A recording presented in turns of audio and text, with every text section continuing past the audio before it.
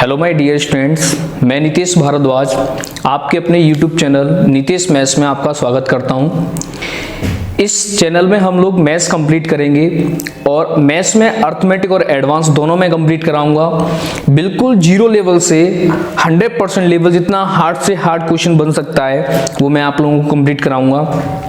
और मेरा टारगेट रहेगा कि मैं आप लोगों को मैथ्स में 100% में से 100% मार्क्स दिला सकूं। और ये मार्क्स लाना कोई बड़ी बात नहीं है, बिल्कुल आराम से आ जाएंगे। इसमें आपको कुछ नहीं करना, मैं जितने भी वीडियोस बनाऊं वो सारे वीडियोस आप लोगों को देखने हैं और मैं जो वर्क बताऊं करने के लिए वो आप लोगों को वर्क करना है रेगुलर।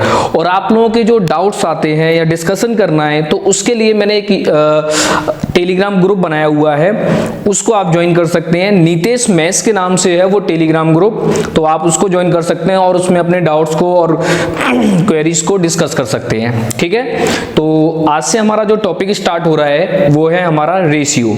ठीक है, रेशियो का हिंदी मतलब होता है अनुपात। इससे एग्जाम में एक या दो क्वेश्चन मिल जाते हैं, लेकिन ये पूरे अर्थमेटिक को रिलेट करता है। पूरे अर्थमेटिक में बहुत सारे क्वेश्चंस ऐसे होते हैं हर एक टॉपिक में जो कि रेशियो का कॉन्सेप्ट लगता है, तो हमें रेशियो को बहुत अच्छे तरीके से सीखना है। ठीक है, मैं बिल्कुल बेसिक से कराऊंगा और हो सकता है कि ये चीजें आप लोगों से आती हों और इनमें बहुत सारी चीजें ऐसी होंगी जो आप लोगों से बेसिक में नहीं आती होंगी, तो आप लोगों को छोड़ना नहीं है, स्टार्टिंग से सारी चीजें देखनी है। ओके, तो देखिए मैं पहले एग्जाम्पल की बात कर रहा हूं। हमारा पहला एग्जाम्पल है, रेशियो के सारे कॉन्सेप्ट्स मैं क्वेश्चन से ही क्लियर करूंगा, तो आपको क्वेश्चन देखना है और कैसे कॉन्सेप्ट अप्लाई हो रहा है उसमें वो भी देखना है। ठीक है, तो पहला क्वेश्चन है हमारा, if 3x equals to 4y equals to 6z, अगर 3x बराबर 4y बराबर 6z है, देन आप लोगों को बताना है x is to y is to z क्या होगा, यानी x y z का अनुपात क्या होगा। तो देखिए इस क्वेश्चन को करने के दो तरीके हैं। इस क्वेश्चन को करने के हमारे पास दो तरीके हैं। पहला तरीका क्या है, पहला तरीका देखिए 3x बराबर 4y बराबर 6z है। आपको क्या करना है, ये सभी नंबर्स आपस में बराबर है तो इनके बराबर एक नंबर आपको अपनी तरफ से लेट करके रखना है। वो नंबर क्या रखना है, तो वो नंबर आप लोग यहां से देख सकते हो कि ये जो नंबर है 3, 4 और 5, ये जो नंबर्स हैं इनका एलसीएम लेना है। इनका एलसीएम क्यों लेना है, क्योंकि ये जो नंबर है वो 6 के मल्टीपल में रहा होगा और ये नंबर 4 के मल्टीपल में रहा होगा और ये नंबर 3 के मल्टीपल में रहा होगा। तो आप यहां देख सकते हो कि ये सभी नंबर्स आपस में सेम हैं और सेम होने के बाद सभी नंबर्स 3 के भी मल्टीपल में है, 4 के भी मल्टीपल में है, 6 के भी मल्टीपल में है। तो इसका मतलब हम 3 और 4 और 6 का यहां पर कॉमन मल्टीपल ले लेंगे, यानी कि लीस्ट कॉमन मल्टीपल ले लेंगे, यानी कि एलसीएम ले लेंगे। तो 3, 4, 6 का एलसीएम कितना आया, 12। तो हमने लेट कर लिया 3x equals to 4y equals to 6z equals to 12। तो हम देखेंगे अब 3x की वैल्यू अगर 12 है तो यहां से x की वैल्यू कितनी निकल के आएगी, 4। 4y की वैल्यू अगर 12 है तो y की वैल्यू कितनी निकल के आएगी, 3, क्योंकि डिवाइड करेंगे 4 का 12 में। 6z की वैल्यू 12 है तो 6 का 12 में डिवाइड होगा तो z की वैल्यू कितनी आएगी, 2। तो x y z का रेशियो क्या आ गया, 4:3:2। क्लियर, ये इसका एक तरीका था। अब देखिए इसका दूसरा तरीका। दूसरा तरीका क्या है, दूसरा तरीका आप लोगों का ये है कि 3x equals to 4y equals to 6z है। यहां पर हम क्या कर सकते हैं, यहां पर हम जिसकी वैल्यू निकालनी है उसको छिपा लेंगे, बाकी के नंबर्स का मल्टीप्लाई कर देंगे। ठीक है, यानी कि मुझे x की वैल्यू निकालनी है तो मैं x के सारे नंबर्स को छिपा लूंगा, x के पूरे टर्म्स को छिपा लूंगा यहां पर। अब मैं यहां पर बचे हुए नंबर्स का मल्टीप्लाई करूंगा तो 4 × 6 कितना हो जाएगा, 24। ये वैल्यू x की आ गई। ऐसी मुझे y की वैल्यू निकालनी है तो मैं y को पूरा छिपा लूंगा, बाकी के नंबर्स का मल्टीप्लाई करूंगा तो 6 × 3 कितना हो गया, 18। ये y की वैल्यू आ गई। अब मुझे z की वैल्यू निकालनी है, तो z का पूरा नंबर छिपा लूंगा, इनका मल्टीप्लाई कर दूंगा, तो 4 × 3 कितना आ गया 12। अब यहां पर आप लोग देख सकते हो x y z का रेशियो ये आ गया, लेकिन यहां कॉमन है, क्या कॉमन है 6 से ये 2 टाइम्स, 6 से ये 3 टाइम्स और 6 से ये 4 टाइम्स। तो इसका मतलब क्या रेशियो आ गया x y z का 4:3:2। तो आप लोग इस तरीके से क्वेश्चन अगर गिवन हो तो उसमें दो मेथड लगा सकते हो, एक यहां पर एलसीएम लेके कर सकते हो, एक यहां पर हाइड करके कर सकते हो, राइट। ये पहला क्वेश्चन है आप लोगों का। इसी तरीके से मैं कॉन्सेप्ट क्लियर करूंगा, सारे क्वेश्चन से ही सारे कॉन्सेप्ट क्लियर करूंगा। तो आप लोगों को बेसिक है बिल्कुल, तो हो सकता है ये आता हो, लेकिन आपको हो सकता है बहुत सारी चीजें नहीं आएंगी, ठीक है। तो इसलिए आपको छोड़ना नहीं है, सीखना है, समझना है स्टार्टिंग से, बिल्कुल जीरो लेवल से, ठीक है। चलिए अब देखते हैं आपका दूसरा क्वेश्चन। देखिए सेम वही कॉन्सेप्ट है और सेम वही क्वेश्चन है। देखिए यहां पर हमें दे रखा है कि 5x = 6z = 10y। अब यहां पर मैं इक्वल में क्या रखूंगा, तो यहां पर मैं इक्वल में रख सकता हूं 5, 6 और 10 का एलसीएम। हमेशा इन नंबर्स का एलसीएम रखना है इक्वल में आपको। तो 5, 6 और 10 का एलसीएम कितना हुआ, तो 5, 6, 10 का एलसीएम कितना होगा, आप लोग बहुत अच्छे तरीके से जानते हो 30। इतना तो आता होगा, बहुत ज्यादा ही बेसिक है ये तो। अब 5x की वैल्यू अगर 30 है तो 5 का अगर मैं इसमें डिवाइड करूंगा तो x की वैल्यू कितनी आ जाएगी 6, तो यहां से x कितना आ गया 6। ऐसे ही 6z की वैल्यू अगर 30 है तो 6 का डिवाइड करूंगा 30 में तो कितना आ जाएगा z 5। ऐसे ही 10y की वैल्यू 30 है तो y की वैल्यू कितनी आ जाएगी 3, ठीक है। तो यहां से x z y का रेशियो आ गया 6, 5, 3, ठीक है।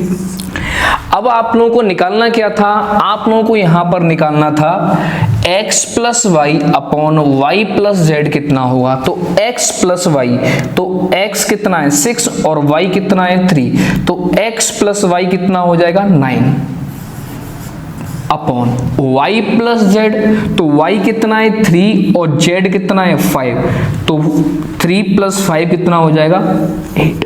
तो इसका मतलब ये हो गया कि x + y upon y + z कितना आएगा 9/8। क्लियर है, बहुत आसान है, कोई दिक्कत वाली बात नहीं है, बिल्कुल बेसिक से लेके चल रहे हैं, जीरो लेवल से लेके चल रहे हैं, ठीक है। अब देखते हैं एग्जाम्पल नंबर 3। देखिए अब यहां पर अगर हम पहले हमने जो दो एग्जाम्पल किए हैं उस तरीके से करेंगे तो ये बहुत कॉम्प्लिकेटेड केस हो जाएगा।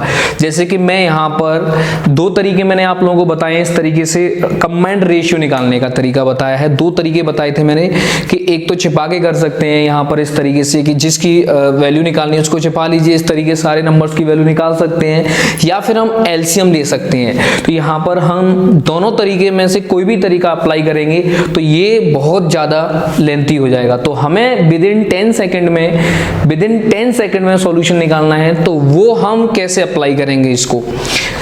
देखिए तो इसके लिए मैं एक नया तरीका आप लोगों को बताऊंगा। जैसे यहां पर 3/4a = 5/6b = 2/3c है। अब यहां पर मुझे वैल्यू निकालनी है, जैसे मान लीजिए a की वैल्यू निकालनी है, तो मैं क्या करूंगा, देखिए मैं यहां पर इस तरीके से करूंगा कि मैं a को छिपा लूंगा, बाकी के दो नंबर्स के बाकी के जो टर्म्स हैं उनमें ऊपर जो न्यूमिनेटर है, जो अंश है, उसका मल्टीप्लाई कर दूंगा और इसके मल्टीप्लाई में इसके हर का मल्टीप्लाई करूंगा। यानी कि क्या करना है, एक बार और समझो कि मैं बाकी के दोनों नंबर्स के अंश का मल्टीप्लाई करूंगा और उस मल्टीप्लाई में जिसकी वैल्यू मुझे निकालनी है उसके हर का मल्टीप्लाई करूंगा। तो इसका मतलब a की वैल्यू आएगी 5 × 2 10, 10 × 4 40, तो a की वैल्यू आ गई 40। क्लियर है।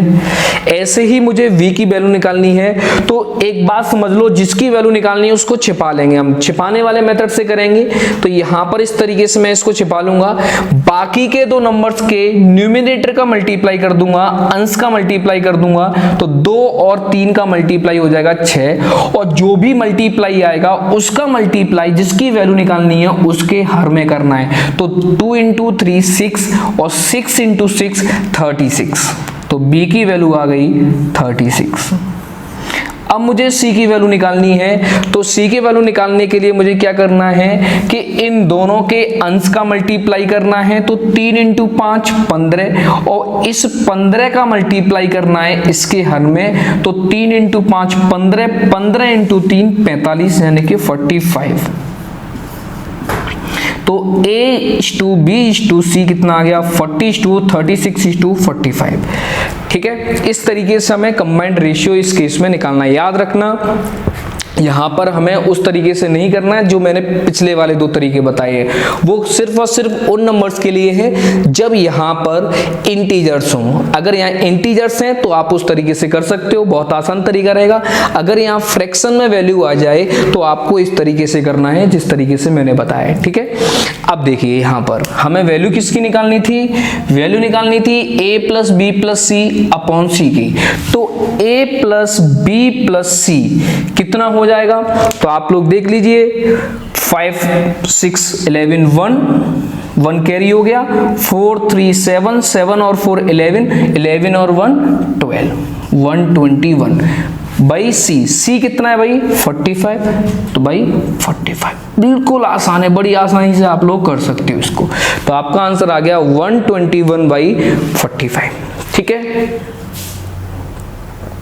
देखिए अब देखते हैं एग्जाम्पल नंबर 4।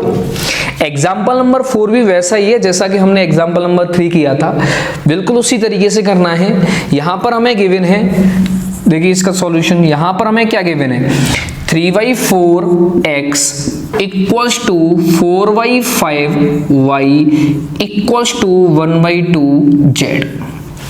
पहले हमें निकालना है कंबाइंड रेशियो। कंबाइंड रेशियो यानी कि x अनुपात y अनुपात z निकालना है, इसके बाद ही हम इसकी वैल्यू बता सकते हैं।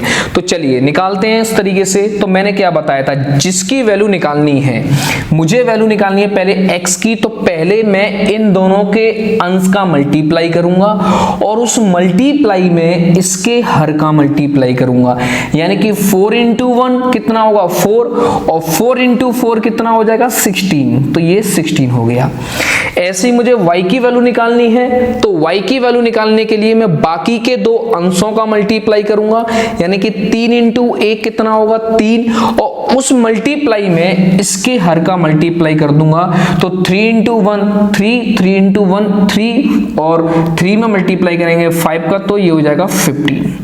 ठीक है, अब मुझे z की वैल्यू निकालनी है, तो z की वैल्यू निकालने के लिए मैं बाकी के दो अंश का मल्टीप्लाई करूंगा और उस मल्टीप्लाई में मैं इसके हर का मल्टीप्लाई करूंगा। तो 3 इंटू 4 12, 12 इंटू 2 24। तो ये डायरेक्ट निकल के आ जाएगा आपका XYZ का रेशियो। ये XYZ का रेशियो आ गया, XYZ का रेशियो। लेकिन आप लोगों को क्या निकालना था, आप लोगों को बताना था x² minus y² upon YZ। ठीक है, तो x² माइनस y² करेंगे तो यहां पर x कितना है 16, तो 16 का स्क्वायर माइनस 15 का स्क्वायर अपॉन क्या है YZ 15 इंटू 24, तो 15 इंटू 24। अब आप लोग देख सकते हो यहां पर 16 के स्क्वायर में से 15 का स्क्वायर माइनस करेंगे तो ये आएगा आपका 31 अपॉन 15 इंटू 24 करेंगे तो ये आ जाएगा 360। तो आपका आंसर हो गया 31/360। ठीक है, बहुत आसान तरीका है, बहुत आसानी से आप लोग इसको ऐसे क्वेश्चंस को कर सकते हैं। तो इस क्वेश्चन के लिए मैंने जो कॉन्सेप्ट बताया है वही कॉन्सेप्ट आपको अप्लाई करना है। ठीक है, चलिए अब देखते हैं एग्जाम्पल नंबर 5। एग्जाम्पल नंबर 5 में क्या है, if 2/3 of A equal to 75% of B equal to 0.6 of C, then आपको बताना है A/B/C क्या होगा। देखिए इसका सॉल्यूशन बहुत आसान है, वही तरीका अप्लाई करना है जिस क्वेश्चन को मैं बता रहा हूं, जिस तरीके से मैं क्वेश्चन को करा रहा हूं, ठीक है। 2/3 ऑफ A, तो इसका सीधा मतलब हो जाएगा 2/3A equal to 75% of V। 75% का मतलब होता है 3/4। यहां पर एक बात समझ लीजिए, 75% है, इसका मतलब होता है 75/100। परसेंटेज के साइन को उठाते हैं तो 100 का डिवाइड करते हैं, तो 75/100 यानी कि इसका मतलब होता है 3/4। ये आपको डायरेक्ट मालूम होना चाहिए, ठीक है। तो 75% का मतलब होता है फ्रैक्शन में 3/4, तो मैं इसको लिख सकता हूं 3/4B इक्वल टू, ये है 0.6 ऑफ C।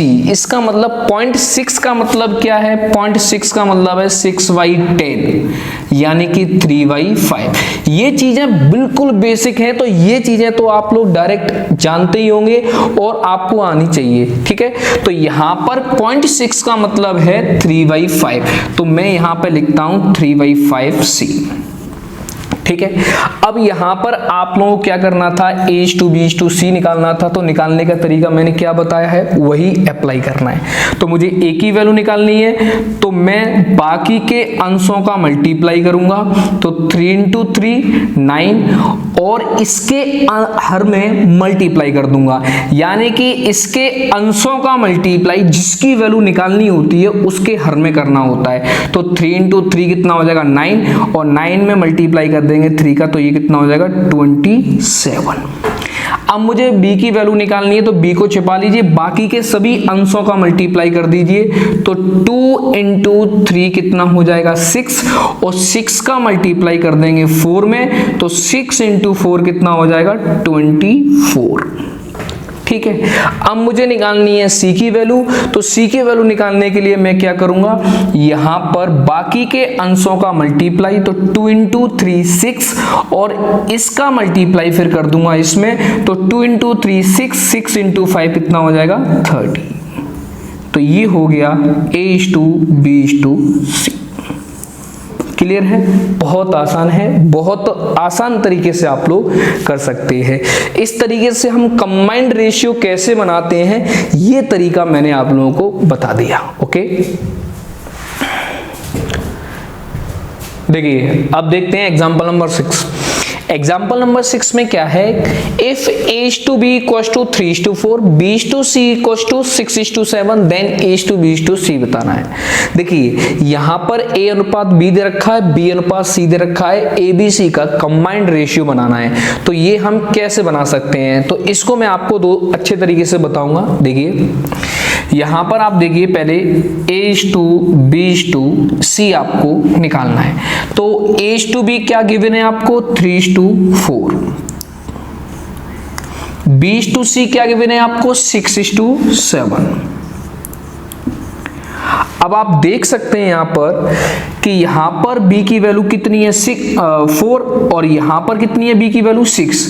B तो भाई दोनों जगह सेम होना चाहिए, तो इस केस में हम दोनों जगह पर सेम बनाते हैं B को।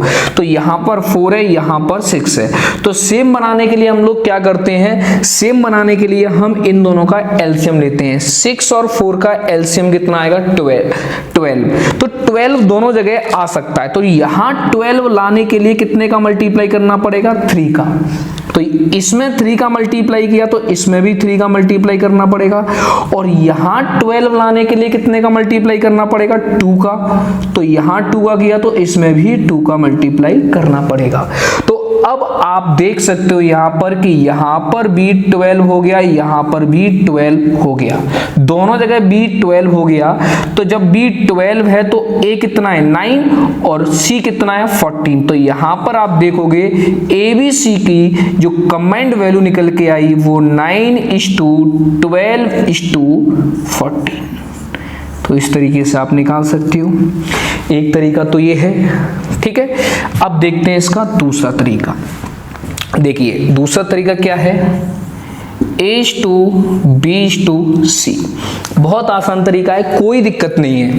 पहले देखिए आपको क्या गिवन है, A/B गिवन है तो वो लिख दीजिए आप लोग 3/4। आपको B/C गिवन है तो वो लिख दीजिए 6/7। अब देखिए कौन सा स्पेस खाली है, एक तो C का स्पेस खाली है और एक यहां पर A का स्पेस खाली है।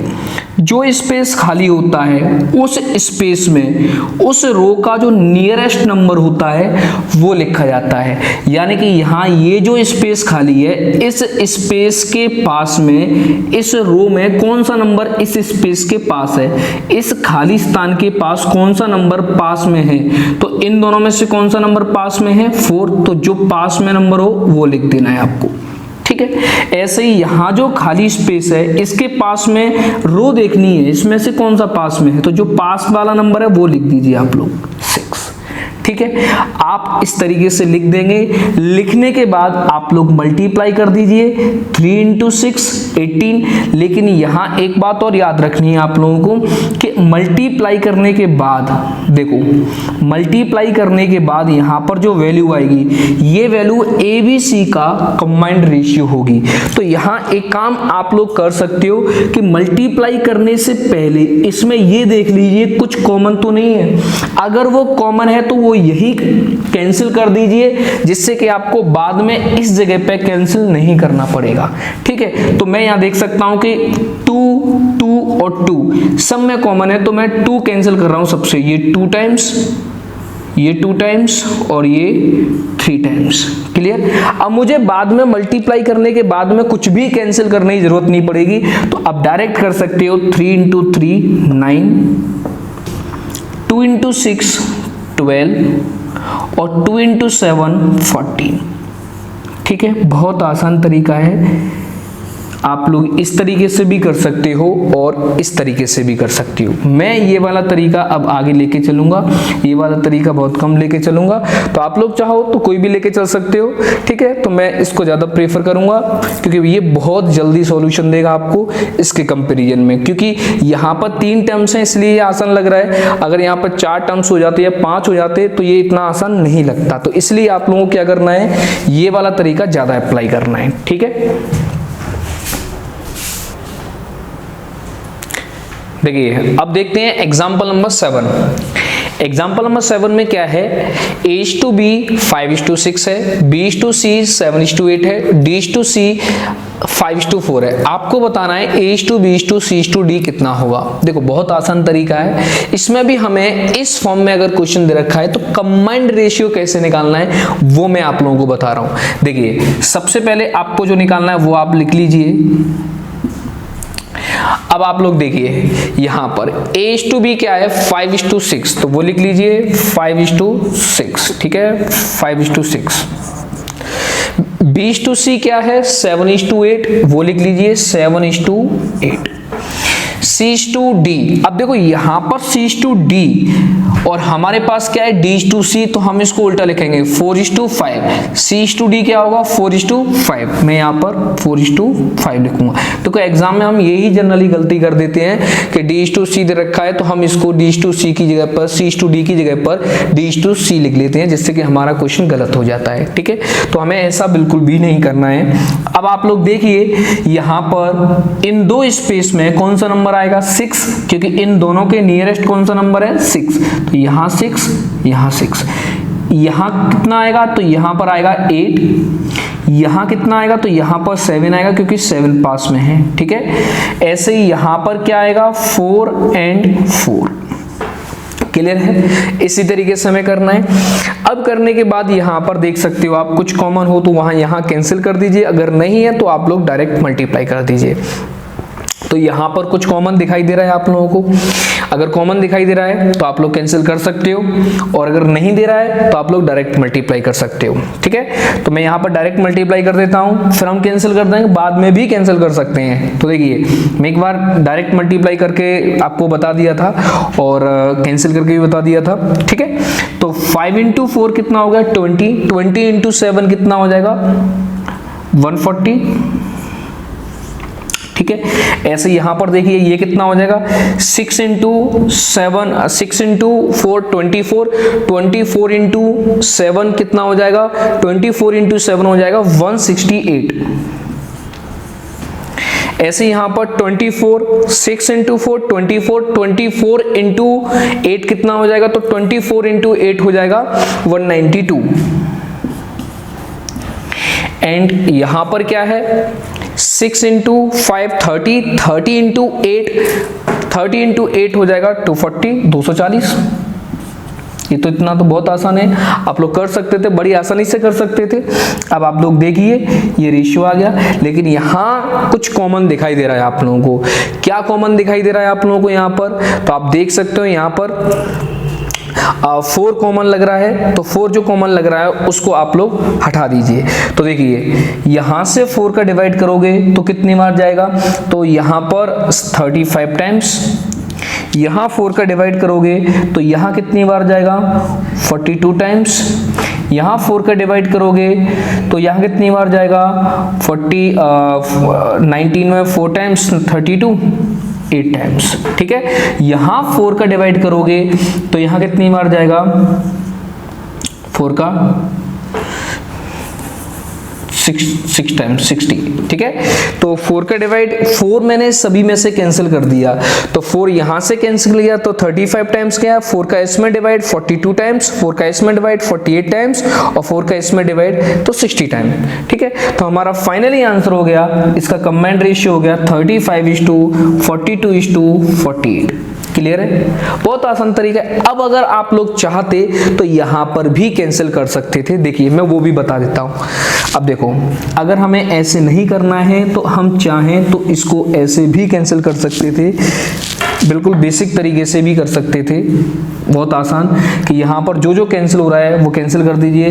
तो मुझे लग रहा है यहाँ से इसमें भी 4 कैंसिल हो रहा है, इसमें भी 4 कैंसिल हो रहा है, इसमें तो इसमें से 4 कैंसिल, इसमें से 4 कैंसिल, इसमें से 4 कैंसिल, इसमें से 4 2 टाइम्स कैंसिल कर देगा, ठीक है। तो यहाँ पर कितना आ जाएगा 7 इंटू 5 35, फिर आपको कैलकुलेशन बड़ी नहीं करनी पड़ेगी, 7 इंटू 6 42, 8 इंटू 6 48 एंड ये हो जाएगा 6 इंटू 2 इंटू 5 60। तो आपका आंसर आ गया। बहुत आसान है, आप बहुत आसान तरीके से कर सकते हो। किस तरीके से रखते हैं ये हमें अच्छी तरीके से समझना है, ठीक है। देखिए अब देखते हैं एग्जांपल नंबर 8। एग्जाम्पल नंबर 8 में क्या गिवन है, इफ A/B है 7:3, B/C है 5:4, C/D है 9:14, D/E है 2:5, तो आपको बताना है A/E क्या होगा। देखो इस तरीके के क्वेश्चन को हम 2 तरीके से कर सकते हैं, एक तरीका जो मैंने आप लोगों को बता दिया है अभी, और एक जो मैं बताऊंगा वो। देखो मैंने आप लोगों को क्या बताया था कि कंबाइंड रेशियो हम कैसे बनाते हैं, तो A/B/C/D/E। देखिए तो ये कंबाइंड रेशियो हम बनाएंगे तो क्या था, A/B 7:3, तो 7:3 लिख दिया हमने। B/C क्या है 5:4, तो वो 5:4 लिख दिया। C/D क्या है 9:14, तो 9:14 लिख दिया। और D/E क्या है 2:5, तो ये 2:5 लिख दिया, ठीक है। अब यहां पर हमें किसका रेशियो निकालना था, A और E का, तो A और E का ही हमें कॉलम को फिल करना है, बाकी को कुछ नहीं करना। तो देखिए इसमें कुछ नहीं लिखना, यहां पर क्या लिखना है 3, क्योंकि 3 ही इस स्पेस के पास में है। ऐसे इसमें कुछ नहीं लिखना, यहां क्या लिखना है 4, और इसमें क्या लिखना है 14, ठीक है, क्योंकि इस स्पेस के पास में ये नंबर है। ऐसे इस स्पेस के पास में 5 है तो 5 लिख दिया जाएगा, इस स्पेस के पास में 9 है तो 9 लिख दिया जाएगा। यहां कुछ नहीं लिखना है क्योंकि B को हमें निकालना नहीं है। और A का यहां क्या आएगा 2, और यहां कुछ नहीं लिखना क्योंकि हमें ये निकालना ही नहीं है। अब हमें क्या करना है, A और E का रेशियो निकालना है, तो इनका मल्टीप्लाई करना है। मल्टीप्लाई करने से पहले हमें ये देखना है कि कुछ कैंसिल तो नहीं हो रहा, अगर कैंसिल हो रहा है तो उसे यही कर दीजिए। तो देख सकते हो आप लोग यहां पर 7 से ये 14 2 टाइम्स, और इस 2 से ये 2 कैंसिल हो जाएगा, यहां से 5 से ये 5 कैंसिल हो जाएगा, 3 9 से 3 कैंसिल कर देगा 9 को 3 टाइम्स, और इधर 3 कैंसिल हो जाएगा, इधर क्या बचा 3 और इधर क्या बचा 4, तो आपका आंसर आ गया 3:4।